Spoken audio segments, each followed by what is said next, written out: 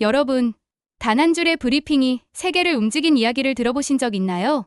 런던의 한 금융범죄 전문가가 새벽에 받은 메일 한 통. 거기서 시작된 2주일간의 시간은 정말 놀라웠습니다. 캄보디아 은행 앞에 끝없이 늘어선 공포의 행렬, 미국 의회를 뒤흔든 블랙리스트, 일본 도쿄 한복판에 숨겨진 더러운 돈의 비밀까지. 그런데 이 모든 걸 뒤집은 건 거창한 선언이 아니었습니다. 바로 증거와 시스템, 그리고 한 나라의 흔들림 없는 원칙이었죠. 경고를 무시하던 세상이 왜 한국 앞에서 멈춰섰을까요? 지금부터 마틴 해리스의 눈으로 본 놀라운 반전의 기록 시작합니다. 좋아요와 구독, 댓글은 저에게 큰 응원이 됩니다. 감사합니다. 저는 마틴 해리스입니다. 58살 런던 출신이죠. 지난 30년 동안 국제금융감시 네트워크에서 컨설턴트로 일했고 그전엔 탐사 저널리스트였어요. 제 일은 간단합니다. 돈의 흐름을 따라가는 거예요. 사람들은 거짓말을 하지만 숫자와 동선은 거짓말을 못하거든요. 사건은 말이 아니라 증거로 말한다는 게 제 신념입니다. 그날도 평범한 새벽이었어요. 런던 시각으로 새벽 4시 커피를 내리고 메일함을 열었습니다. 일주일에 평균 300통 정도의 메일이 오는데 그중 진짜 중요한 건 10통도 안 돼요.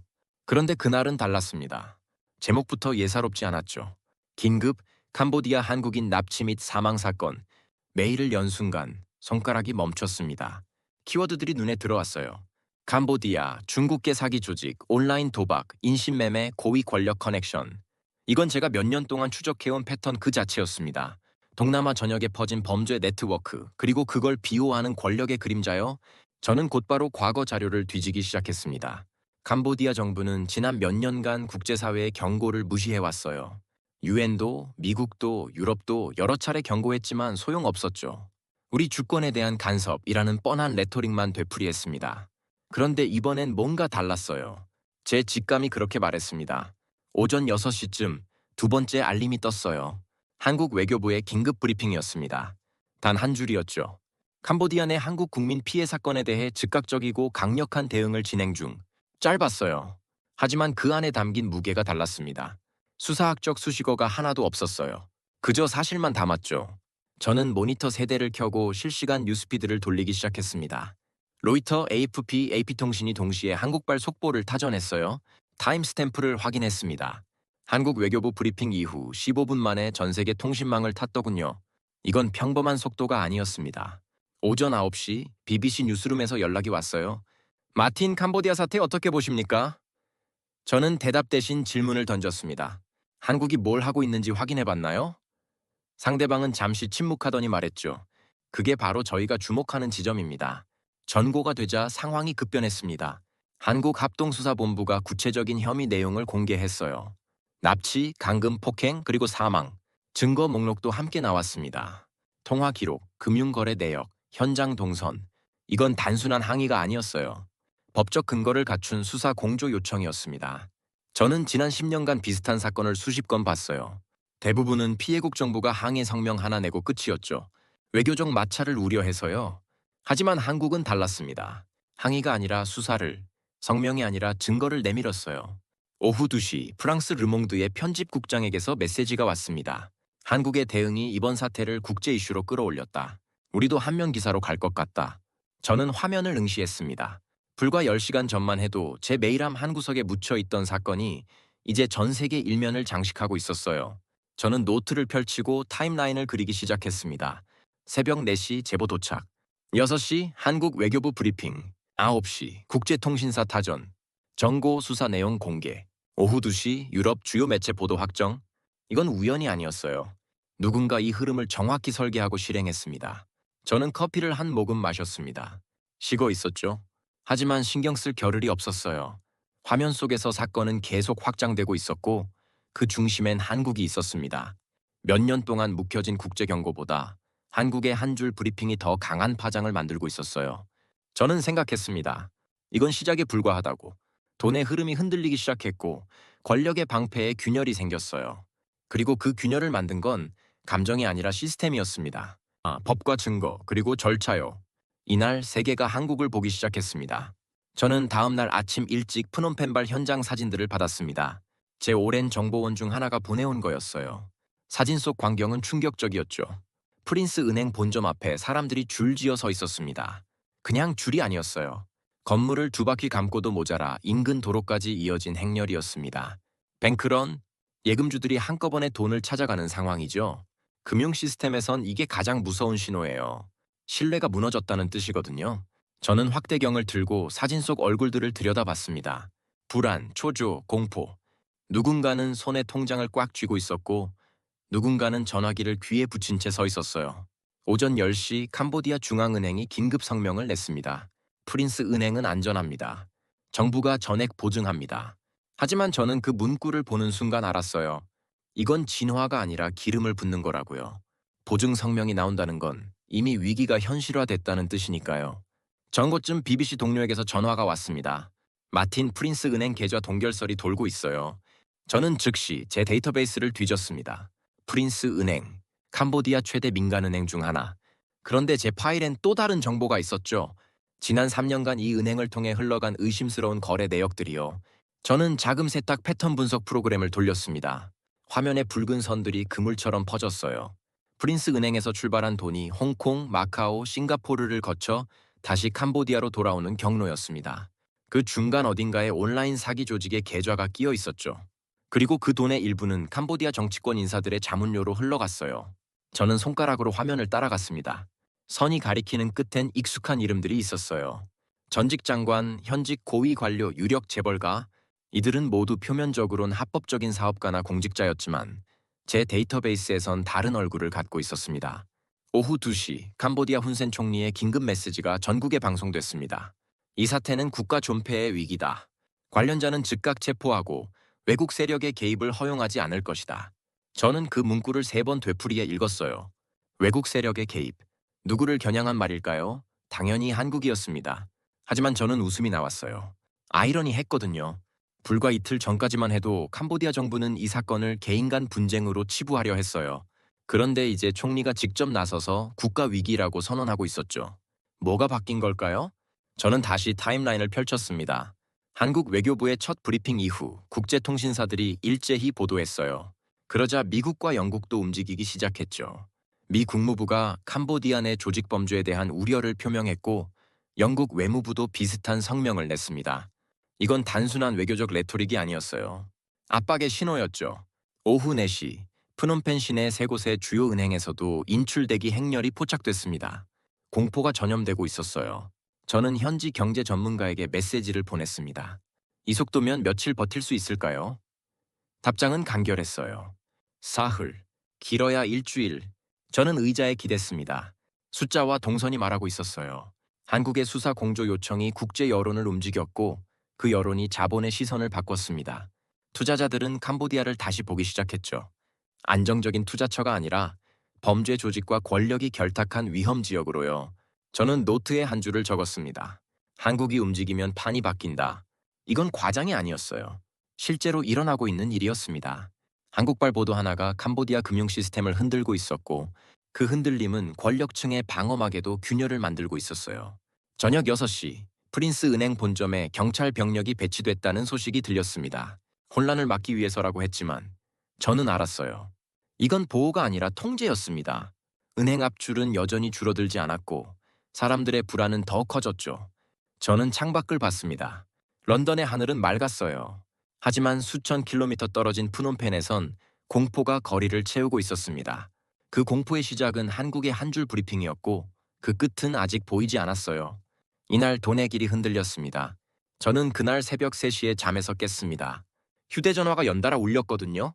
화면을 보니 알림이 12개나 쌓여 있었어요. 모두 같은 내용이었죠.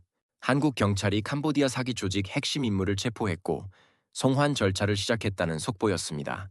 저는 곧바로 컴퓨터 앞에 앉았어요. 로이터, AFP, AP통신이 거의 동시에 같은 뉴스를 타전하고 있었습니다.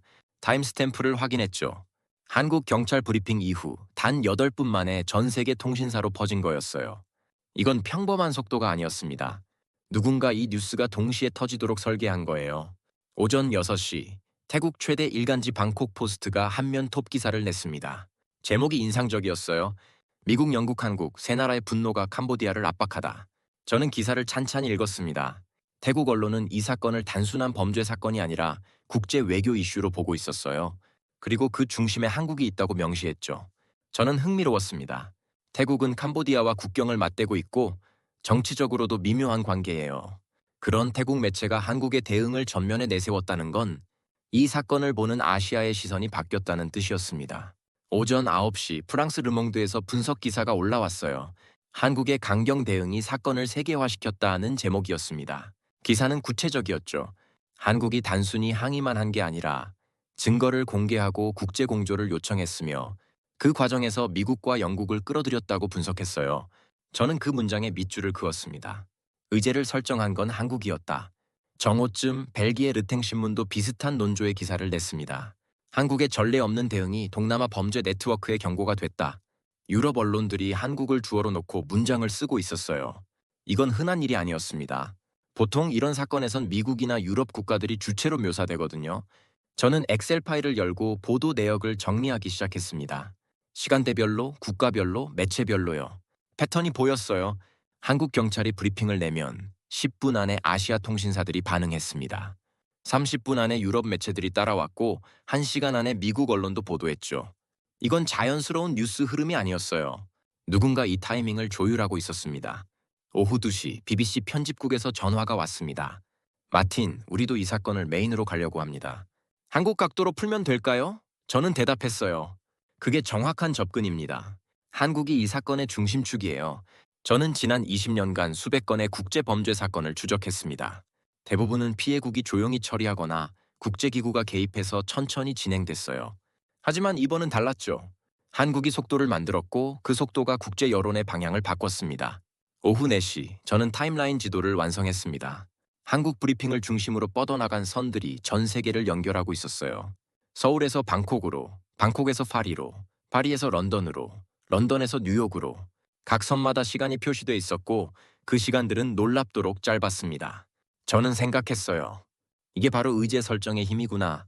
한국이 문제를 제기한 방식이 세계가 이 문제를 보는 방식을 결정했습니다. 감정적인 호소가 아니라 증거로, 성명서가 아니라 수사 내용으로, 요청이 아니라 공조로 접근했죠. 그리고 그 접근이 국제 언론의 언어를 바꿔놓았어요. 저녁 6시 뉴욕타임스 아시아 담당 기자에게서 메일이 왔습니다. 이 사건의 터닝 포인트가 언제라고 보십니까? 저는 간단히 답했어요. 한국이 첫 브리핑을 낸 순간입니다. 저는 커피를 마시며 화면을 바라봤습니다. 속보들이 계속 업데이트되고 있었어요. 각 나라 언론이 저마다의 언어로 같은 이야기를 하고 있었죠. 캄보디아 범죄 조직, 한국의 강경 대응, 국제 공조. 그 이야기의 시작점은 모두 한국이었습니다. 저는 노트에 한 줄을 적었어요. 세계가 한국발 뉴스를 본다. 이건 단순한 관찰이 아니었습니다. 구조적 변화였어요.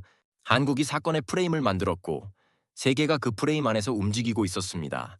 이날 한국이 의제의 중심이 됐습니다. 저는 그날 오후 늦게 워싱턴발 문서 한 묶음을 받았습니다. PDF 파일이 23개였어요. 용량이 커서 다운로드하는 데만 10분이 걸렸죠. 저는 첫 페이지를 열었습니다. 미국 법무부 로고가 선명했어요.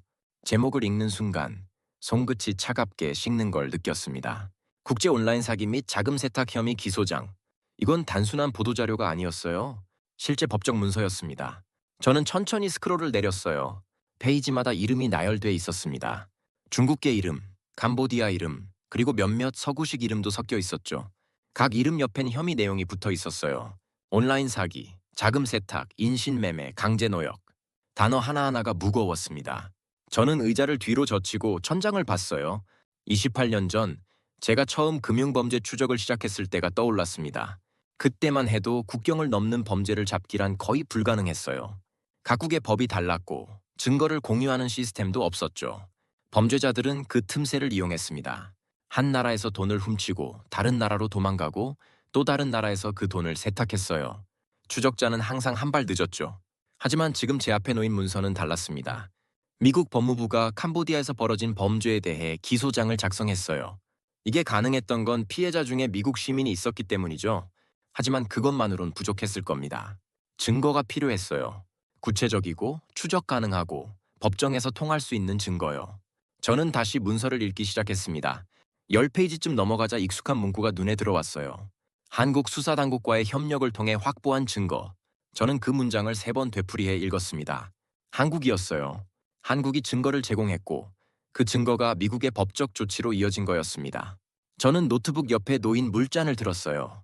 물은 미지근했지만 목이 말랐습니다. 한 모금 마시고 다시 화면을 응시했죠. 문서는 계속됐어요. 피해 규모가 나왔습니다.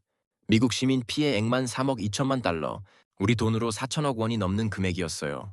이건 개인 범죄가 아니었습니다. 조직적이고 체계적이고 국제적인 범죄 네트워크였죠. 저는 계산기를 꺼냈습니다. 3억 2천만 달러를 피해자 수로 나눠봤어요.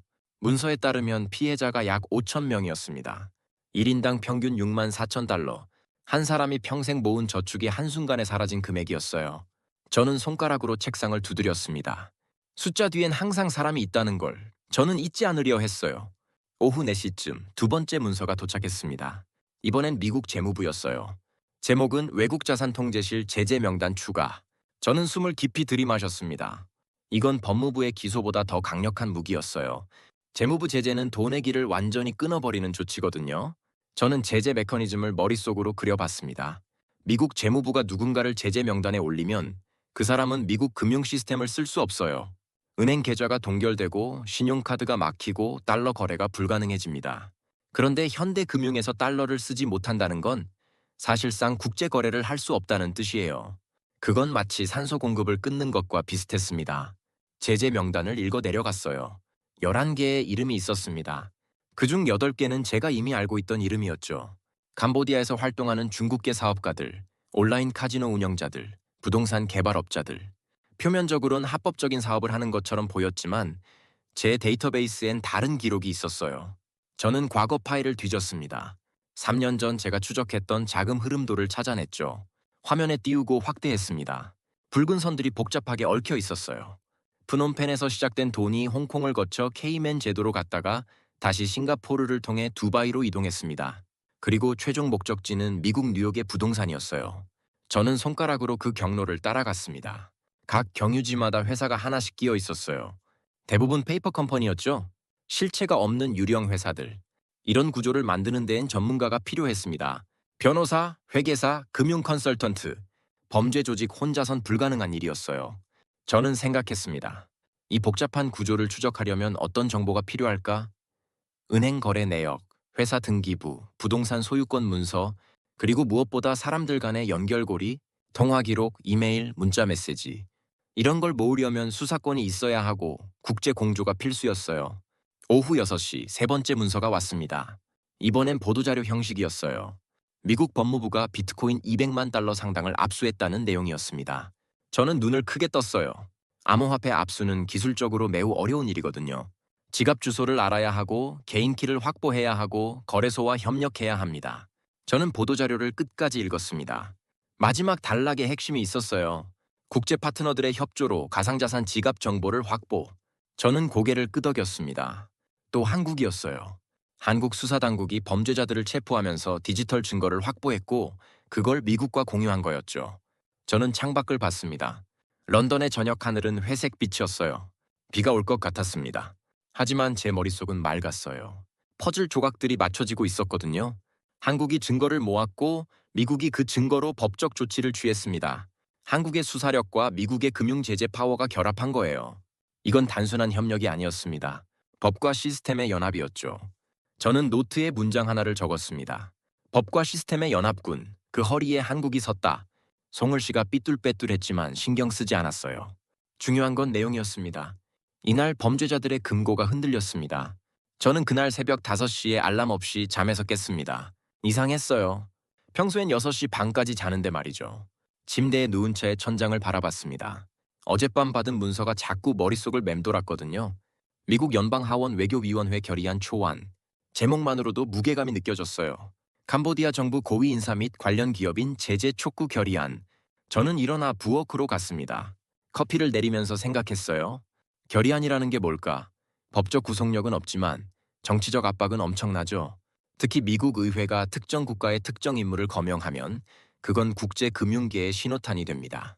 이 사람들과 거래하지 말라는 경고인 거예요. 커피를 들고 서재로 돌아왔습니다. 컴퓨터를 켜고 문서를 다시 열었어요. 27페이지였습니다. 앞부분은 배경 설명이었죠.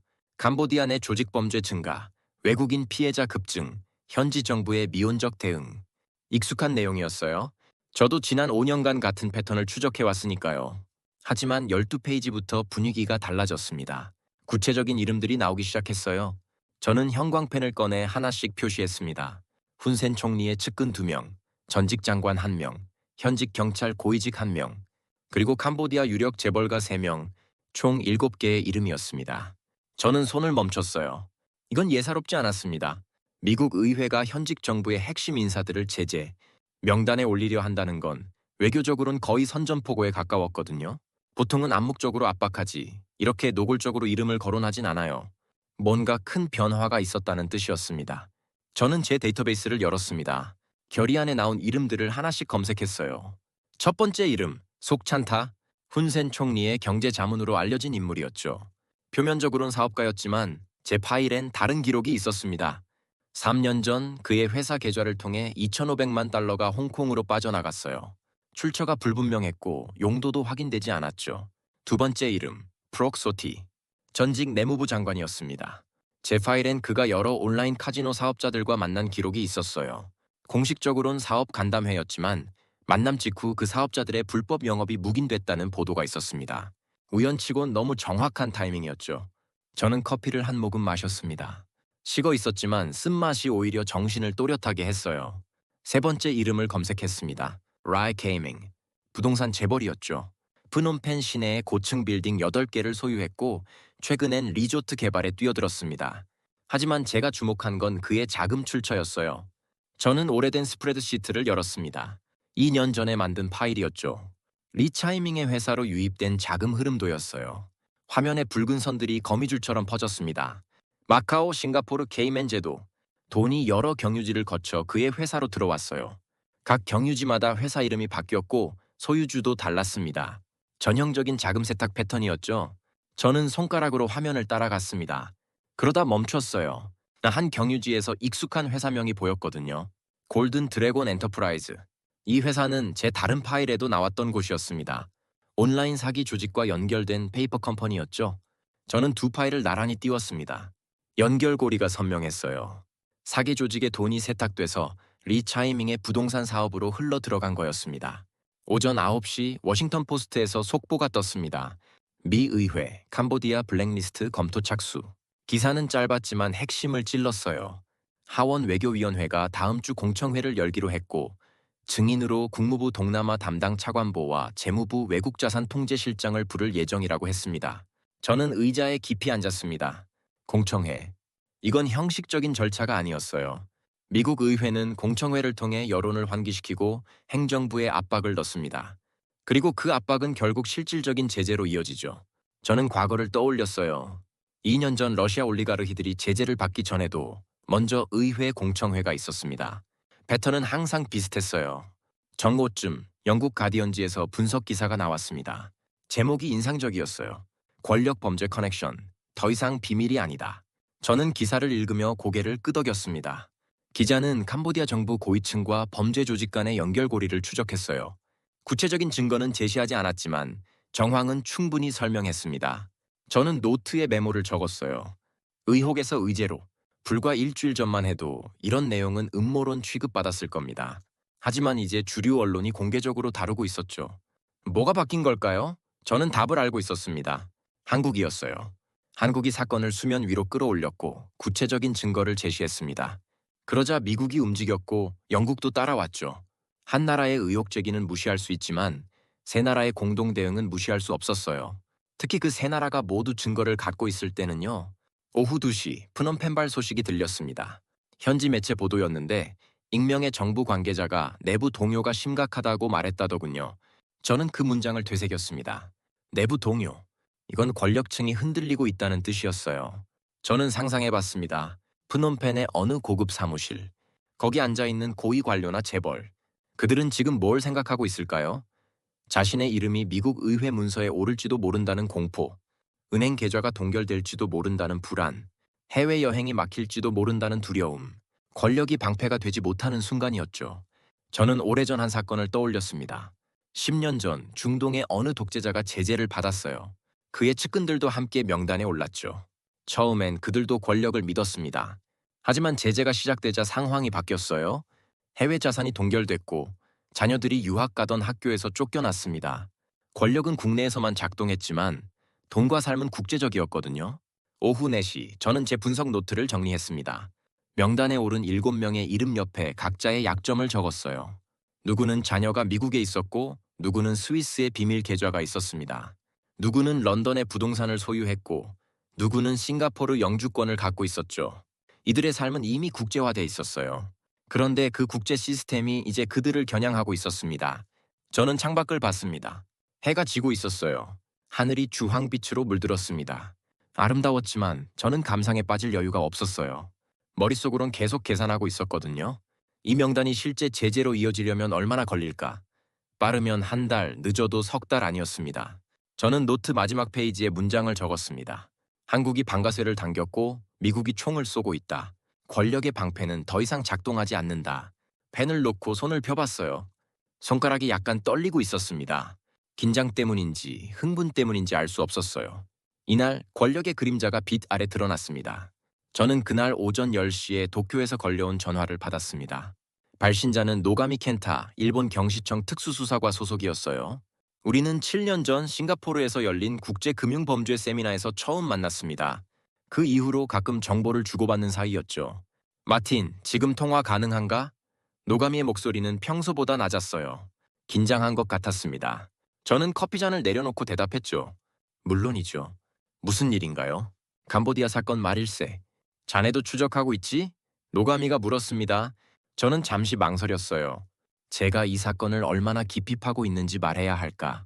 하지만 노가미는 믿을 만한 사람이었습니다. 네, 추적 중입니다. 왜요? 노가미는 한숨을 쉬었어요. 우리도 뒤늦게 알았네? 일본인 피해자가 있다는 걸. 저는 눈썹을 치켜 올렸습니다. 일본인 피해자? 이건 처음 듣는 얘기였어요.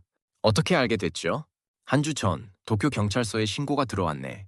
50대 남성이 온라인 투자 사기를 당했다고 했어. 처음엔 일반 사기 사건으로 처리하려 했지. 노가미가 말을 이었습니다. 그런데 피해자가 제공한 계좌 정보를 추적하다가 캄보디아 프놈펜의 한 회사로 연결됐네. 그게 바로 한국 언론에서 보도된 그 조직이었어. 저는 노트북을 열고 메모를 시작했습니다. 피해 규모는 어느 정도죠? 노가미는 잠시 침묵했어요. 지금까지 확인된 건 17명. 총 피해액이 3억 엔 정도야. 우리 돈으로 약 30억 원이네. 저는 손을 멈췄습니다. 17명. 많지 않은 숫자처럼 들릴 수도 있지만 이건 시작에 불과했어요. 신고하지 않은 피해자가 더 있을 거라는 걸 저는 알았습니다. 사기 피해자들은 대부분 수치심 때문에 신고를 꺼리거든요. 그런데 더 흥미로운 게 있네. 노가미의 목소리가 낮아졌어요. 우리가 자금 흐름을 추적하다 보니 도쿄 시내 고급 부동산 거래와 연결됐네. 롯폰기에 있는 펜트하우스 한 채, 시부야의 상가 건물 한 동, 모두 작년에 현금으로 구매됐어. 저는 자세를 고쳐 앉았습니다. 구매자가 누구죠? 노가미는 잠시 뜸을 들이더니 말했습니다. 표면적으론 홍콩 법인이야. 하지만 그 뒤를 파보니 캄보디아 사업가가 실소유 주더군. 이름이. 잠깐, 여기 있네. 라이케이밍. 저는 숨을 들이마셨어요. 라이케이밍. 그 이름은 제가 어제 미국 의회 결의안에서 본 이름이었습니다. 캄보디아 부동산 재벌이자 자금 세탁 의혹을 받는 인물이었죠. 로폰기 펜트하우스 매입 가격이 얼마였죠? 12억 엔. 우리 돈으로 120억 원 정도네. 노가미가 대답했습니다. 저는 계산기를 두드렸어요. 120억 원짜리 부동산을 현금으로 산다는 건 일반적인 투자가 아니었습니다. 돈을 숨기려는 시도였죠. 그 외에도 뭐가 있나요? 제가 물었습니다. 노가미는 종이 넘기는 소리를 냈어요. 슈퍼카 세대, 페라리, 람보르기니, 맥라렌 모두 도쿄 항구를 통해 들어왔고 등록은 다른 홍콩 법인 명의야. 그리고 긴자의 한 보석상에서 다이아몬드를 구매한 기록도 있네. 5억 에너치. 저는 눈을 감았습니다. 전형적인 자금 세탁 패턴이었어요.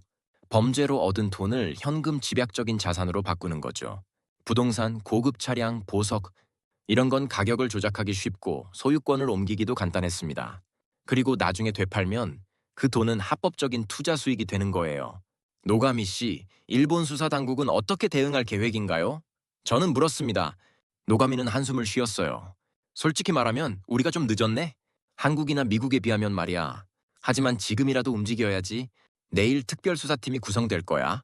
부동산 거래 내역을 전수조사하고 관련자들을 소환할 예정이네. 저는 고개를 끄덕였습니다. 전화 너머로는 보이지 않았지만 노가미도 제 반응을 느낀 듯 했어요. 마틴, 자네 의견을 듣고 싶네. 우리가 집중해야 할 부분이 뭘까? 저는 잠시 생각했습니다. 손가락으로 책상을 두드리며 머릿속을 정리했어요. 두 가지입니다. 첫째, 일본 내 가담자를 찾아야 해요. 이런 거래는 현지 협력자 없이 불가능합니다. 부동산 중개인, 법률 자문, 금융 브로커, 누군가 이들을 도왔을 거예요. 그렇지. 노가미가 동의했습니다. 저는 계속 말했죠. 둘째, 거래망을 추적하세요. 도쿄만 보지 말고 오사카, 나고야, 후쿠오카까지 확대해야 합니다. 이들은 분산 투자를 선호하거든요. 한 곳에 집중하면 눈에 띄니까요. 노가미는 메모하는 소리를 냈어요. 좋은 조언일세. 그런데 마틴, 하나 더 물어보고 싶네. 한국 쪽 정보를 공유받을 수 있을까? 우리끼리만 하기엔 한계가 있어. 저는 미소 지었습니다. 전화 너머로는 보이지 않았지만요. 당연히 가능하죠. 제가 아는 한 한국 수사당국은 국제 공조에 매우 적극적이에요. 연락처를 드릴게요. 저는 제 연락망에서 한국 측 담당자 정보를 찾아 노가미에게 이메일로 보냈습니다. 통화를 끝내고 저는 의자에 기댔습니다. 창밖을 봤어요. 런던의 하늘은 여전히 흐렸지만 제 마음은 맑았습니다. 일본이 움직이기 시작했어요. 뒤늦었지만 그래도 움직였습니다. 이제 한국, 미국, 영국 축에 일본이라는 변수가 더해진 거였죠. 저는 노트북을 열고 아시아 지도를 띄웠습니다. 서울, 도쿄, 방콕, 프놈펜, 싱가포르. 각 도시를 선으로 연결했어요. 돈의 흐름이 만든 네트워크였습니다. 캄보디아에서 시작된 범죄 자금이 이 도시들을 거쳐 세탁됐고 다시 투자라는 이름으로 돌아왔죠. 저는 지도를 확대했습니다. 도쿄 부분을 자세히 봤어요. 로퐁이, 시부야, 긴자, 화려한 거리들이었습니다. 하지만 그 화려함 뒤엔 범죄의 돈이 숨어 있었어요. 저는 생각했습니다. 얼마나 많은 도시가 이렇게 더럽혀졌을까? 얼마나 많은 부동산이, 얼마나 많은 사업이 범죄 자금으로 만들어졌을까? 오후 2시쯤 일본 아사히 신문에서 속보가 떴습니다. 캄보디아 사기 조직, 일본인도 표적, 경시청 수사 착수. 기사는 짧았지만 핵심을 담고 있었어요. 피해자 수, 피해 금액, 그리고 부동산 자금 세탁 의혹까지요. 저는 기사를 읽으며 고개를 끄덕였습니다. 빠른 보도였어요. 노가미가 언론 브리핑을 신속하게 진행한 것 같았습니다. 이건 좋은 신호였죠. 일본도 이 사건을 심각하게 받아들이고 있다는 뜻이었으니까요. 오후 4시 NHK 뉴스에서 특집 리포트가 나왔습니다. 저는 실시간 스트리밍으로 시청했어요. 화면엔 로퐁이 펜트하우스 건물 외관이 나왔습니다. 리포터가 건물 앞에 서서 설명했죠. 이 건물 최상층에 위치한 펜트하우스가 작년 12억 엔에 거래됐습니다. 구매자는 홍콩 법인으로 알려졌지만 경찰은 배후에 캄보디아 사업가가 있다고 보고 수사 중입니다. 저는 화면을 응시했습니다. 건물은 현대적이고 깔끔했어요. 유리창이 햇빛을 반사하며 반짝였죠. 하지만 그 안에 숨겨진 이야기는 어둡고 복잡했습니다. 저는 생각했어요. 저 건물에 사는 사람들은 알까? 자신들의 이웃이 범죄 자금으로 산 집에 살고 있다는 걸요. 저녁 6시 노가미에게서 다시 연락이 왔습니다. 이번엔 이메일이었어요. 제목은 추가 발견 사항이었습니다. 저는 메일을 열었죠. 첨부 파일이 3개 있었어요. 엑셀 파일, PDF 문서, 그리고 사진 몇 장이었습니다. 엑셀 파일을 먼저 열었습니다. 거래 내역 목록이었어요. 날짜, 금액, 구매자, 판매자가 정리돼 있었죠. 저는 스크롤을 내리며 숫자들을 훑었습니다. 총 거래 건수가 23건, 총액이 58억 엔, 우리 돈으로 580억 원이었습니다. 저는 손을 멈췄어요. 580억 원, 일본만 해도 이 정도였다면 다른 나라는 얼마나 될까? 싱가포르, 홍콩, 두바이, 런던, 주요 금융 허브마다 이런 거래가 있었을 거예요. 저는 계산기를 꺼냈습니다. 대략적으로 추산해봤죠. 전 세계적으론 최소 조 단위 자금이 움직였을 거라는 결론이 나왔습니다. 저는 의자에서 일어나 창가로 갔습니다. 런던 거리가 내려다 보였어요. 사람들이 분주하게 오가고 있었죠. 퇴근 시간이었습니다. 저는 생각했어요. 저 사람들 중 누가 알까? 국경을 넘나드는 범죄 네트워크가 그들의 도시를, 그들의 부동산 시장을, 그들의 경제를 어떻게 오염시키고 있는지요. 저는 다시 자리로 돌아왔습니다. 노가미의 메일에 답장을 썼어요. 켄타, 훌륭한 작업입니다. 이 자료를 한국, 미국, 영국 측과 공유하면 좋겠습니다. 우리 각자 조각을 갖고 있지만 합치면 전체 그림이 보일 거예요. 메일을 보내고 저는 노트에 문장을 적었습니다. 한국이 기준을 세우니 주변이 따라 움직였다. 송을 씨가 흔들렸지만 신경 쓰지 않았어요. 중요한 건 내용이었습니다. 한국이 먼저 문제를 제기했고 증거를 제시했으며 국제 공조를 시작했습니다. 그러자 일본도 다른 나라들도 움직이기 시작한 거예요. 이날 동북아 전체가 하나의 수사망으로 연결됐습니다. 저는 그날 아침 일찍 푸놈펜발 뉴스 알림을 받았습니다. 캄보디아 내무부 긴급 성명이었어요. 저는 커피를 마시다 말고 화면을 응시했습니다. 성명문은 길지 않았지만 그 무게는 상당했죠. 온라인 사기 근절을 위한 전국 단속 지침 발표. 미 행시 담당 공무원 면직 조치. 저는 문장을 다시 읽었습니다. 한 번, 두 번, 세 번. 뭔가 이상했어요. 불과 사흘 전만 해도 캄보디아 정부는 완전히 다른 말을 하고 있었거든요. 훈센 총리는 외국 세력의 개입을 허용하지 않겠다고 선언했었죠. 한국을 겨냥한 발언이었습니다. 그런데 지금은 저는 지난 일주일간의 보도자료를 시간순으로 정렬했습니다. 타임라인을 만들어 보기로 한 거예요. 첫날, 캄보디아 정부 대변인 개인 간 분쟁으로 보인다. 과도한 해석은 자제 바란다. 둘째 날, 외교부 성명 주권 침해 우려. 신중한 접근 필요. 셋째 날, 훈센 총리 외국 세력 개입 불허. 그리고 오늘 내무부 온라인 사기 근절 전국 단속. 미행시 면직. 저는 화면을 보며 입꼬리가 올라가는 걸 느꼈습니다. 완전히 반대 방향이었어요. 뭐가 이들을 바꾼 걸까요? 저는 제 데이터베이스를 다시 열었습니다. 그 사흘 동안 무슨 일이 있었는지 정리해보기로 했어요. 첫째 날 이후 프린스 은행에서 뱅크런이 시작됐습니다. 둘째 날 미국 법무부가 기소장을 발표했죠. 셋째 날 미 의회가 블랙리스트 결의안을 상정했고요. 그리고 바로 어제 일본이 수사에 착수했습니다. 저는 손가락으로 타임라인을 따라갔습니다. 패턴이 보였어요. 압박이 단계적으로 강화됐고 각 단계마다 새로운 플레이어가 추가됐습니다. 한국에서 시작해서 미국이 합류하고 영국이 따라왔으며 일본까지 가세했죠. 캄보디아는 사방에서 압박받고 있었어요. 오전 10시 제 정보원 중 한 명에게서 메시지가 왔습니다. 푸놈펜에서 일하는 현지 저널리스트였어요. 마틴, 분위기가 완전히 바뀌었어요. 어제까지만 해도 정부는 강경 입장이었는데 오늘 아침부터 고위 관료들이 긴급 회의를 하고 있대요. 뭔가 큰 결정이 내려진 것 같아요. 저는 답장을 보냈습니다. 구체적으로 어떤 변화가 보이나요? 몇 분 후 답이 왔어요. 경찰이 실제로 움직이고 있어요. 시아누크빌 쪽 사기단 사무실 여러 곳이 급습당했대요. 체포자도 나왔고요. 이건 쇼가 아니에요. 진짜예요.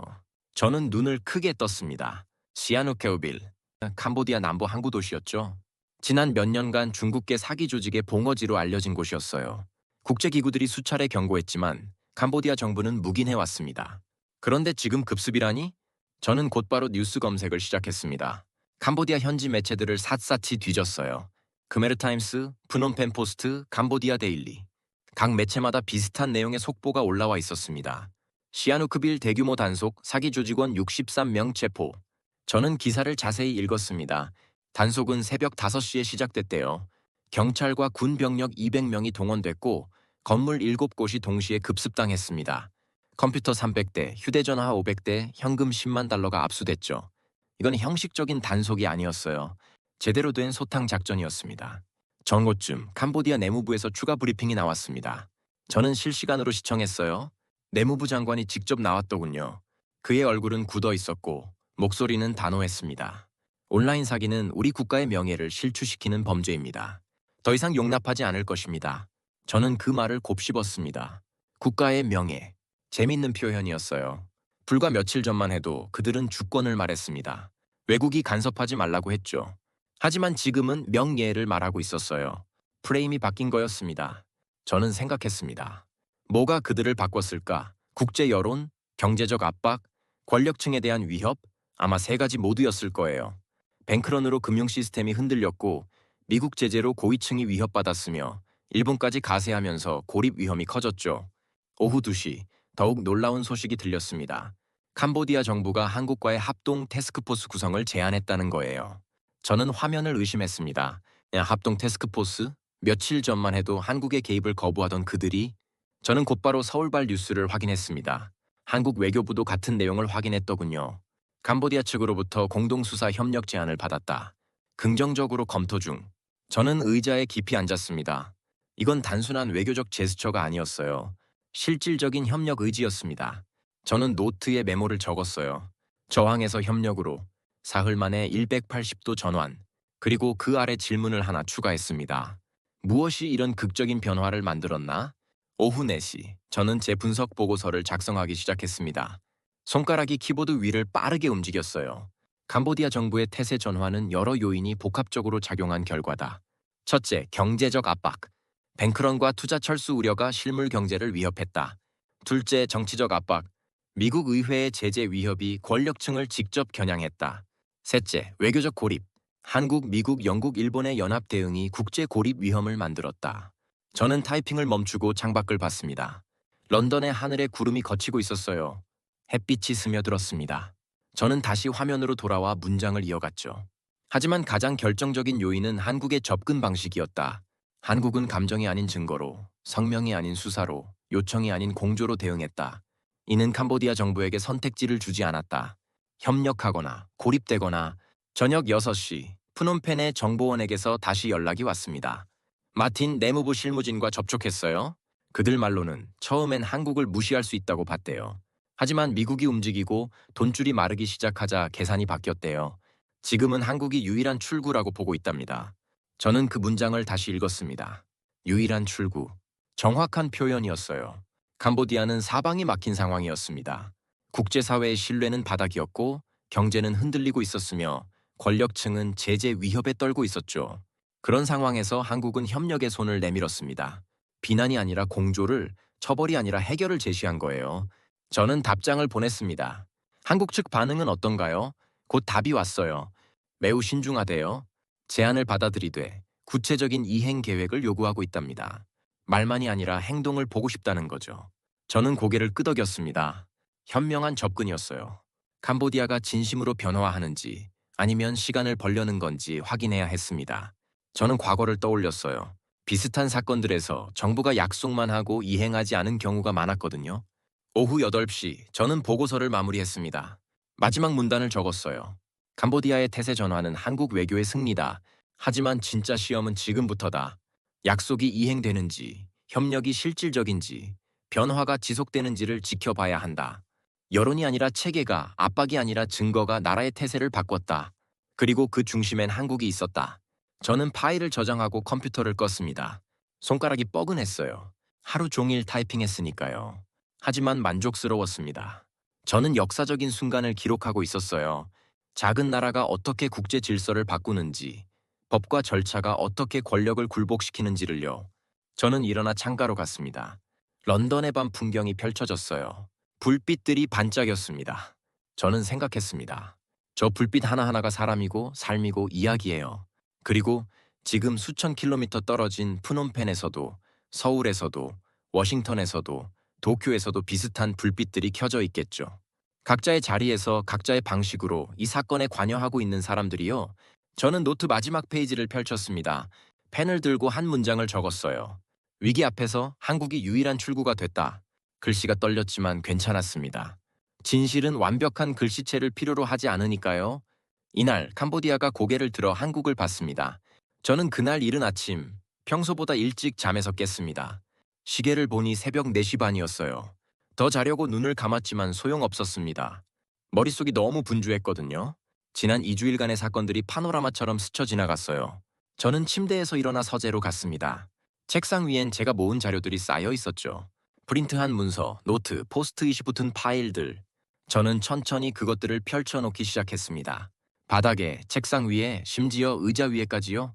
마치 퍼즐 조각들을 늘어놓는 것 같았어요. 첫 번째 문서. 한국 외교부의 첫 브리핑이었습니다. 땐 한 줄. 캄보디아 내 한국 국민 피해 사건에 대해 즉각적이고 강력한 대응을 진행 중. 저는 그 문장을 소리내어 읽었어요. 목소리가 고요한 새벽 공기를 가르며 퍼졌습니다. 짧았지만 강력했던 문장이었죠. 두 번째 문서. 한국합동수사본부의 증거 공개 자료, 통화 기록, 금융거래 내역, 현장 동선. 저는 손가락으로 각 항목을 짚어가며 확인했습니다. 모든 게 구체적이었고 추적 가능했으며 법적으로 유효했어요. 이건 단순한 주장이 아니었습니다. 법정에 설 수 있는 증거였죠. 세 번째 문서, 미국 법무부 기소장. 저는 표지를 넘겨 본문을 읽었어요. 중간쯤에 나오는 문구가 눈에 들어왔습니다. 한국 수사당국과의 협력을 통해 확보한 증거. 저는 형광펜으로 그 부분을 표시했습니다. 노란색 선이 종이 위에 그어졌죠. 네 번째 문서, 미 의회 결의안 초안, 캄보디아 고위 인사 제재 촉구. 저는 명단 부분을 다시 읽었어요. 7개의 이름, 각 이름 옆엔 혐의 내용이 빼곡했습니다. 권력과 범죄의 연결고리가 문서로 드러난 순간이었죠. 다섯 번째 문서, 일본 경시청 수사 보고서, 노가미가 보내준 자료였어요. 부동산, 슈퍼카, 보석, 자금 세탁의 흔적들이 상세히 기록돼 있었습니다. 저는 숫자들을 더해봤어요. 총액이 58억엔, 하나의 나라만 해도 이 정도였다면 전체 규모는 상상을 초월할 거였죠. 여섯 번째 문서, 캄보디아 내무부 성명, 온라인 사기 근절 전국 단속, 미 행시 면직. 저는 날짜를 확인했습니다. 불과 사흘 전이었어요. 사흘 만에 캄보디아 정부의 태도가 완전히 바뀐 거였습니다. 저항에서 협력으로, 거부에서 제안으로요. 저는 모든 문서를 시간순으로 다시 배열했습니다. 바닥에 일렬로 늘어놓았어요. 그리고 한 발짝 물러서서 전체를 바라봤습니다. 이야기가 보였어요. 한국의 첫 브리핑에서 시작해 증거 공개로 이어지고 국제공조로 확산되며 권력층 압박으로 정점을 찍은 뒤 마침내 캄보디아의 태세 전환으로 마무리되는 이야기요. 저는 천천히 고개를 끄덕였습니다. 이건 우연이 아니었어요. 설계된 수순이었습니다. 각 단계가 다음 단계를 촉발했고 각 행위자가 다음 행위자를 끌어들였죠. 한국이 시작했고 미국이 힘을 보탰으며 영국이 정당성을 더했고 일본이 범위를 확장시켰습니다. 그리고 캄보디아는 결국 협력을 선택했어요. 오전 6시 저는 커피를 내렸습니다. 원두를 갈 때 나는 소리가 고요한 아침을 깼어요. 하지만 저는 그 소리가 좋았습니다. 일상적이고 현실적이고 살아있다는 느낌을 주는 소리였거든요. 저는 이 사건을 추적하면서 때로 숫자와 문서의 세계에 너무 깊이 빠져들곤 했어요. 하지만 커피 내리는 소리는 저를 현실로 돌려놓았습니다. 커피를 마시며 저는 창밖을 봤습니다. 런던의 하늘이 서서히 밝아오고 있었어요. 회색빛 구름 사이로 연한 주황빛이 스며들었죠. 새로운 날이 시작되고 있었습니다. 저는 생각했어요. 지금 이 순간에도 서울에선, 워싱턴에선, 도쿄에선, 프놈펜에선 누군가 깨어나 일을 시작하고 있겠죠. 각자의 역할을 하면서요. 오전 9시 주요 국제 매체들의 헤드라인을 확인했습니다. 뉴욕타임스 한국의 강경 외교가 캄보디아 범죄 소탕의 전환점 만들어, 파이낸셜 타임스 서울발 압박, 프놈펜의 태도 변화 이끌어내, 르몽드 한국이 제시한 증거 중심 접근, 국제공조의 새 표준 되다. 저는 각 기사를 클릭해 읽었습니다. 모든 매체가 한국을 중심에 놓고 있었어요. 주어가 한국이었고 서술어는 이끌었다, 만들었다, 전환시켰다였습니다. 저는 28년간 국제사건을 추적하면서 이런 프레이밍을 본 적이 드물었어요. 보통은 미국이나 유럽이 주체였거든요. 하지만 이번엔 달랐습니다. 한국이 의제를 설정했고 절차를 만들었으며 표준을 제시했어요. 다른 나라들은 그 표준을 따랐습니다. 이건 단순히 한 사건을 해결한 게 아니었어요. 국제협력의 새로운 모델을 보여준 거였죠. 전고쯤 저는 제 최종 보고서 작성을 시작했습니다. 제목을 고민하다가 결정했어요. 시스템이 만든 존중 한국의 증거 중심 외교가 국제 질서를 바꾼 2주일. 손가락이 키보드 위를 움직이기 시작했습니다. 사건은 항상 비슷하게 시작된다. 범죄, 피해자, 그리고 무기력한 대응. 하지만 이번은 달랐다. 저는 타이핑을 멈추고 문장을 다시 읽었어요. 좋았습니다. 계속 썼죠. 한국은 감정이 아닌 증거로 말했다. 항의가 아닌 수사로 행동했다. 요청이 아닌 공조로 연대했다. 저는 창밖을 봤습니다. 해가 중천에 떠 있었어요. 밝은 햇빛이 책상 위의 문서들을 비추었습니다. 저는 다시 타이핑을 시작했습니다. 결과는 명확했다. 무시하던 세계가 주목했고 방관하던 동맹이 동참했으며 저항하던 정부가 협력을 제안했다. 이 모든 변화의 중심엔 한국이 있었다. 오후 2시 저는 서울에 있는 한 외교 전문가와 화상통화를 했습니다. 김진아, 제가 이 사건 초기부터 교류해온 인물이었어요. 화면에 그녀의 얼굴이 나타났을 때 저는 피곤한 기색을 읽을 수 있었습니다. 눈가에 다크서클이 있었고 머리카락도 평소보다 덜 정돈돼 있었죠. 마틴, 보고서 잘 읽었어요. 김진아가 말했습니다. 목소리는 차분했지만 약간 쉰 듯했어요. 당신이 본 것이 우리가 의도한 전부예요. 한 줄 한 줄, 한 단계 한 단계 계획했죠. 저는 고개를 끄덕였습니다. 처음부터 국제공조를 염두에 두셨나요? 김진아는 잠시 생각하더니 대답했어요. 처음엔 우리 국민을 보호하는 게 목표였어요. 하지만 증거를 모으면서 깨달았죠. 이건 한 나라만의 문제가 아니라는 거를. 그래서 공유하기로 했어요. 미국에, 영국에, 일본에. 정보를 나누고 수사를 조율하고 타이밍을 맞췄죠. 테이밍. 저는 그 단어를 되풀이했습니다. 그게 핵심이었군요. 김진아가 미소 지었어요. 피곤했지만 만족스러운 표정이었습니다. 맞아요. 너무 빠르면 준비가 안 되고 너무 느리면 모멘텀을 잃어요. 각 단계가 다음 단계를 자연스럽게 만들어야 했죠. 통화를 마치고 저는 다시 보고서로 돌아왔습니다. 새로운 문단을 추가했어요. 이 사건이 주는 교훈은 명확하다. 국제 질서는 힘만으로 움직이지 않는다. 증거와 절차, 법과 시스템이 필요하다. 그리고 한국은 그 모든 것을 갖추고 있었다.